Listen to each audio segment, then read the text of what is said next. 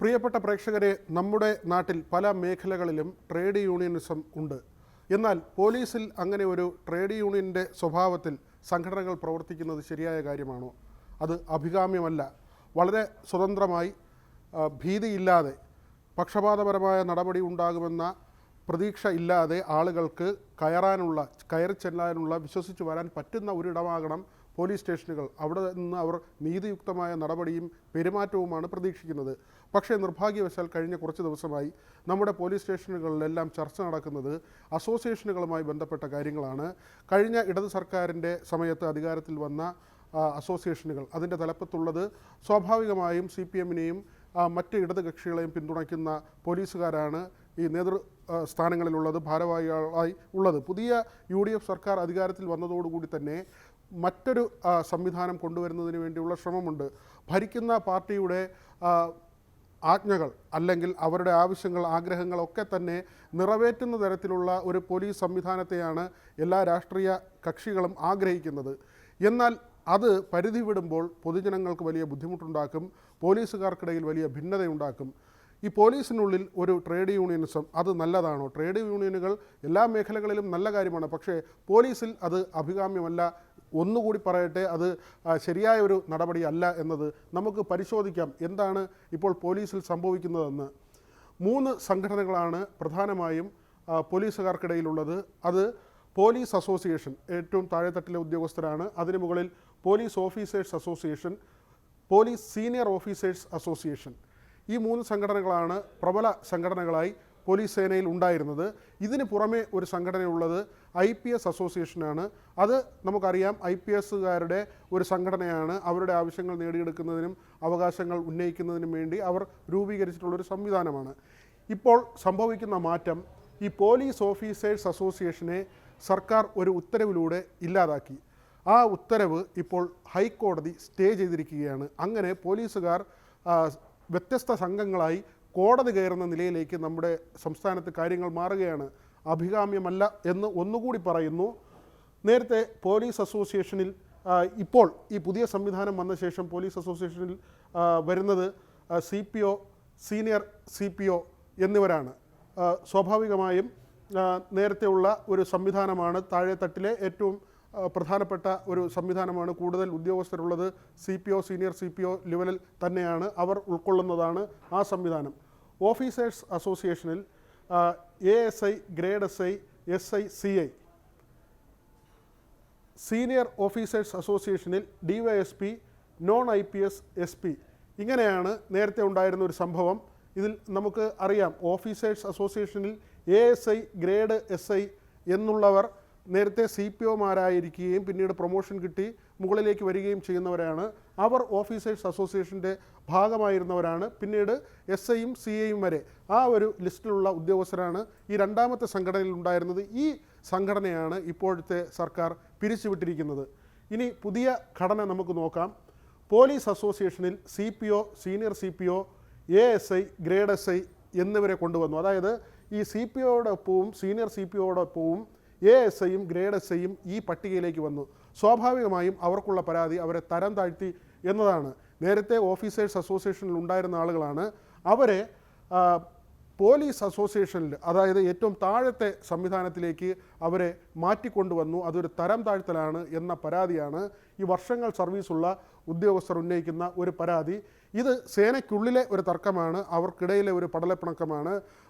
ചക്കളത്തി പോരാട്ടത്തിനൊക്കെ വഴിവെക്കുന്ന തരത്തിൽ, അല്ലെങ്കിൽ മൂപ്പളമ തർക്കം എന്നൊക്കെ നമ്മൾ പറയുന്ന തരത്തിലുള്ള കാര്യത്തിലേക്ക് പോകും. ഒരുപക്ഷെ ചക്കളത്തി പോരാട്ടം അത് മറ്റൊരു പോരാട്ടമായി മാറാം. കാരണം പലപ്പോഴും ഗ്രൂപ്പുകൾ ഉണ്ടാക്കി പോലീസുകാർ പരസ്പരം ഏറ്റുമുട്ടുന്നതൊക്കെ നമ്മൾ കണ്ടതാണ്.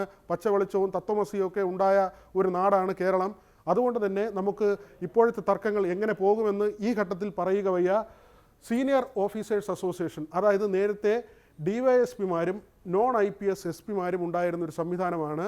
അതിലേക്ക് SIമാരെയും CIമാരെയും കൂടി ഉൾപ്പെടുത്തുകയാണ്. അതായത് പോലീസ് സ്റ്റേഷനിൽ SHO ആയി ഇപ്പോൾ പല സ്റ്റേഷനിലും SIമാരെ തിരികെ കൊണ്ടുവരികയാണ്. അങ്ങനെ SI മുതൽ നോൺ IPS SP-മാർ, അതായത് കൺഫേർഡ് SP-മാർ വരെ ഉള്ളവരെ ഒറ്റ കാറ്റഗറിയിലേക്ക് കൊണ്ടുവരികയാണ്. അതിന് ഇപ്പോൾ ഈ തീരുമാനം UDF സർക്കാർ കൊണ്ടുവന്നപ്പോൾ പറഞ്ഞത് DYSPമാരും നോൺ IPS SP-മാരുമാണ് നേരത്തെ സീനിയർ അസോസിയേഷനിൽ ഉണ്ടായിരുന്നത്. ഇവരുടെ അംഗബലം കുറവായതുകൊണ്ട് തന്നെ ഈ സംഘടന ഒരു ചെറിയ സംഘടനയായിരുന്നു.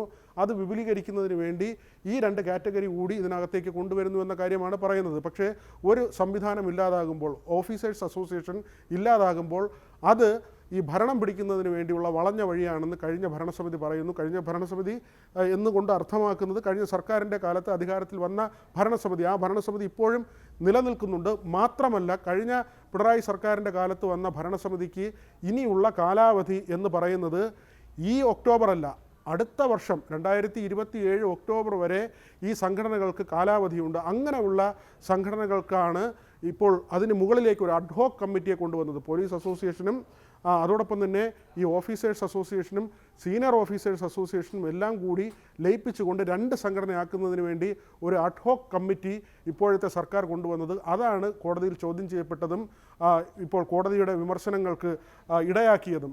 ഒരു പക്ഷേ സർക്കാരിന് ആഗ്രഹമുണ്ടെങ്കിൽ അതിനുള്ള വഴി ഇതാണോ? കുറച്ചുകൂടി നിയമപരമായി അതിൻ്റെ എല്ലാ വശങ്ങളും പരിശോധിച്ചുകൊണ്ട് ഭരിക്കുന്ന സർക്കാരിന് സ്വാഭാവികമായും ആഗ്രഹം കാണും. അവർ പറയുന്നത് കേൾക്കുന്നൊരു പോലീസ് വേണം, അല്ലെങ്കിൽ അങ്ങനെയുള്ള പോലീസിൻ്റെ തലപ്പത്ത് ഭരണസമിതികൾ വേണമെന്ന ആഗ്രഹം സ്വാഭാവികമാണ്. പക്ഷേ അതിന് അവധാനതയോടുകൂടി കാര്യങ്ങളെ കൊണ്ടുപോവുക എന്നതാണ്. അങ്ങനെ സംഭവിച്ചില്ല എന്നതാണ്.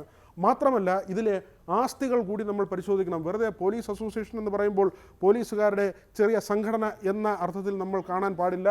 മറിച്ച് ഓഫീസ് കെട്ടിടങ്ങൾ, സഹകരണ സംഘങ്ങൾ, വലിയ കോടികൾ കൈകാര്യം ചെയ്യുന്ന സഹകരണ സംഘങ്ങൾ ഓരോ അസോസിയേഷനുമുണ്ട്.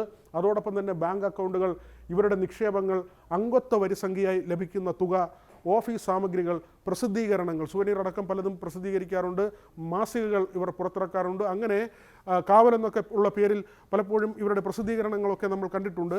അങ്ങനെ വലിയ കോടികളുടെ ഇടപാടുകൾ ഈ അസോസിയേഷനുകൾ നടത്തുന്നുണ്ട്. ഇത് എങ്ങനെയാണ് ഇല്ലാതാകുന്ന ഒരു അസോസിയേഷൻ്റെ ആസ്തി വിഭജിക്കുന്നത്? ഇപ്പോൾ തീരുമാനിച്ചിട്ടുള്ളത് ഇതിലെ 40% ആസ്തികൾ സീനിയർ പോലീസ് അസോസിയേഷന് വന്നു ചേരുകയും 60% ആസ്തികൾ പോലീസ് അസോസിയേഷനിലേക്ക് വന്നു ചേരുകയും ചെയ്യും. ആ തരത്തിലാണ് സർക്കാർ തീരുമാനിച്ചത്. പക്ഷേ അത് എന്ത് മാനദണ്ഡം അടിസ്ഥാനമാക്കിയാണ് അങ്ങനെ ഒരു തീരുമാനമെടുത്തത്? ഈ ആസ്തികൾ വിഭജിക്കുന്നത് എന്തിൻ്റെ അടിസ്ഥാനത്തിലാണ് എന്ന ചോദ്യമാണ് കോടതി ഉന്നയിച്ചത്. ഇനി ഒരു കാര്യം കൂടി പറയട്ടെ. ഈ പോലീസിൽ രാഷ്ട്രീയ അതിപ്രസരം, അങ്ങനെ സംഘടനയുടെ പേരിൽ പറഞ്ഞുള്ള ചേരിതിരിവ് ഗുണകരമേ അല്ല. പലപ്പോഴും ഇത് വിമർശന വിധേയമായിട്ടുണ്ട്. പോലീസിന് സംഘടന വേണമോ എന്ന ചോദ്യം തന്നെ ഉണ്ടായിട്ടുണ്ട്. പലപ്പോഴും ഇവർ ചൂണ്ടിക്കാട്ടുന്നത് മേലെ തട്ടിലുള്ള ഉദ്യോഗസ്ഥരുടെ പീഡനം ആത്മഹത്യകൾക്ക് പോലും കാരണമാകുന്നു. അങ്ങനെ നീതി നിഷേധം ഉണ്ടാകുമ്പോൾ പ്രതികരിക്കുന്നതിന് വേണ്ടിയാണ് താഴെ തട്ടിൽ പോലീസുകാർക്ക് അസോസിയേഷനുകൾ എന്നതാണ്. പക്ഷേ പ്രിയ പ്രേക്ഷകരെ, ഒരു കാര്യം പറയട്ടെ. ഈ സമീപകാലത്ത് എപ്പോഴെങ്കിലും ഏതെങ്കിലും ഒരു ഉന്നത ഉദ്യോഗസ്ഥൻ്റെ പേരെടുത്ത് പറഞ്ഞ് ഏതെങ്കിലും ഒരു പോലീസ് അസോസിയേഷൻ ഒരു IPS ഉദ്യോഗസ്ഥൻ്റെ പേരിൽ ഒരു കുറ്റം ചാർത്തുകയോ അല്ലെങ്കിൽ കുറ്റപ്പെടുത്തുകയോ വിമർശിക്കുകയോ ചെയ്തുള്ള ഒരു വാർത്താക്കുറിപ്പ് കണ്ടിട്ടില്ല. ഒരു പക്ഷേ ശ്രദ്ധയിൽപ്പെടാത്തതാണെങ്കിൽ അവർക്ക് ശ്രദ്ധയിൽപ്പെടുത്താം. അങ്ങനെ ഒരു വാർത്താക്കുറിപ്പോ അങ്ങനെ ഒരു കുറ്റപ്പെടുത്തലോ ഇതുവരെ ഒരു അസോസിയേഷൻ്റെ ഭാഗത്തു നിന്നും ഒരു സാധാരണ പോലീസുകാരന് വേണ്ടി ഉണ്ടായിട്ടില്ല എന്നതാണ് വസ്തുത. ഇനി പോലീസുകാർക്ക് അസോസിയേഷൻ വേണമെങ്കിൽ അതൊരൊറ്റ അസോസിയേഷനായി രൂപീകരിച്ചുകൂടെ എന്ന ചോദ്യമുണ്ട്. അതായത് IPS മുതൽ CPOമാർ വരെ ഉൾക്കൊള്ളുന്ന ഒരൊറ്റ സംവിധാനം. അങ്ങനെയെങ്കിൽ ഇവരുടെ കമ്മിറ്റിയിൽ ഇവർക്ക് തുറന്ന് ചർച്ചകൾ നടത്താൻ പറ്റും. IPSകാരുടെ പ്രതിനിധികളുണ്ടാകും, സാധാരണ പോലീസുകാരുടെ പ്രതിനിധികളുണ്ടാകും. ഏതാണ്ട് 50,000-ലധികം അംഗങ്ങളുള്ള ഒരു സംവിധാനമാണ് പോലീസ് സേന. ഇവരുടെ ഒരു പ്രസിഡന്റ്, സെക്രട്ടറി, ട്രഷറർ, അതോടൊപ്പം തന്നെ ഇപ്പോൾ ജോയിൻറ്റ് സെക്രട്ടറിമാർ, 5-6 ജോയിൻറ്റ് സെക്രട്ടറിമാർ, വൈസ് പ്രസിഡന്റുമാർ, അങ്ങനെ 5-6 പേർ. അത് കഴിഞ്ഞ് മാനേജിംഗ് കമ്മിറ്റിയോ അല്ലെങ്കിൽ എക്സിക്യൂട്ടീവ് കമ്മിറ്റിയോ എന്ന് നമ്മൾ വിളിക്കുന്ന സംവിധാനം, അതിലൊരു 20 അല്ലെങ്കിൽ 15 ആളുകൾ. അവരൊക്കെ തന്നെ IPSകാർ ഇതിൻ്റെ മുകളിൽ വരണം. അതോടൊപ്പം തന്നെ സാധാരണ പോലീസ് CPO റാങ്കിലുള്ള ഉദ്യോഗസ്ഥർ വരണം. കാരണം ഇതിന് ഒരിക്കലും ഒരു ക്രൈറ്റീരിയ എന്നത് അവരുടെ സീനിയോറിറ്റിയോ അല്ലെങ്കിൽ വേറെ ഏതെങ്കിലും തരത്തിലുള്ള അവരുടെ വലിപ്പച്ചെറുപ്പമോ ഒന്നുമല്ല. അതൊരു സംവിധാനമാണ്. അപ്പോൾ അവർക്ക് തുറന്ന് കാര്യങ്ങൾ പറയാൻ കഴിയും, വിമർശിക്കാൻ കഴിയും. താഴെ തട്ടിലെ ഉദ്യോഗസ്ഥരുടെ ഭാഗത്ത് കുഴപ്പങ്ങളുണ്ടെങ്കിൽ മുതിർന്ന ഉദ്യോഗസ്ഥർക്ക്, അതായത് ഉന്നത ഉദ്യോഗസ്ഥർക്ക് അത് ചൂണ്ടിക്കാട്ടാൻ കഴിയും. അങ്ങനെ വിശാലമായ ഒരു സംഘടനയല്ലേ പോലീസിന് വേണ്ടത്. അല്ലാതെ റാങ്ക് അനുസരിച്ച് ആൾക്കാരെ തരംതിരിച്ചുകൊണ്ട് ഇങ്ങനെ സംഘടനാ പ്രവർത്തനം നടത്തുകയും അതിലേക്ക് രാഷ്ട്രീയം തിരികെ കയറ്റുകയും ചെയ്യുന്നത് പൊതുജനങ്ങൾക്ക് ഗുണകരം അല്ലേ അല്ല. കൂടുതൽ വാർത്തകൾക്ക് News 18 Keralam YouTube channel subscribe ചെയ്യുക.